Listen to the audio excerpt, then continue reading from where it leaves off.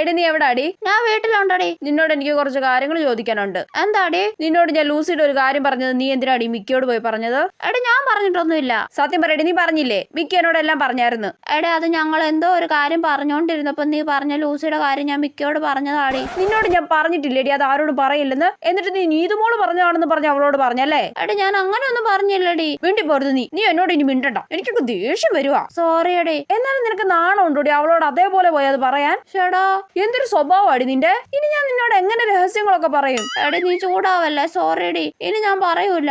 ഞാൻ നിന്നെ നേരിട്ട് കാണട്ടെ, നിനക്ക് ഞാൻ ശരിയാക്കി തരുന്നുണ്ട്. അയ്യോ ഓ എനിക്ക് കലിപ്പ് തീരുന്നില്ല. ഇവള് വീഡിയോ കോൾ ചെയ്യുന്നുണ്ടല്ലോ. ഇതേ ദേഷ്യത്തിന് തന്നെ അവളോട് രണ്ട് വർത്താനം പറയണം നീതുമോളെ. അവള് മാക്സിമം ചിരിപ്പിക്കാൻ നോക്കും. നീ ചിരി വന്നാലും ചിരിക്കരുത്. എന്താടി, എന്തിനാ നീ വിളിച്ചേ? ഹായ് നീതുമോളെ, സുഖല്ലേ? കോളി ചിരിപ്പിക്കാതെ. എന്താ നിനക്ക് നേരിട്ട് പറയാനുണ്ടെന്ന് പറഞ്ഞേ? ഓ എന്റെ കലിപ്പ് മൊത്തം പോയി. പോ അവിടുന്ന്.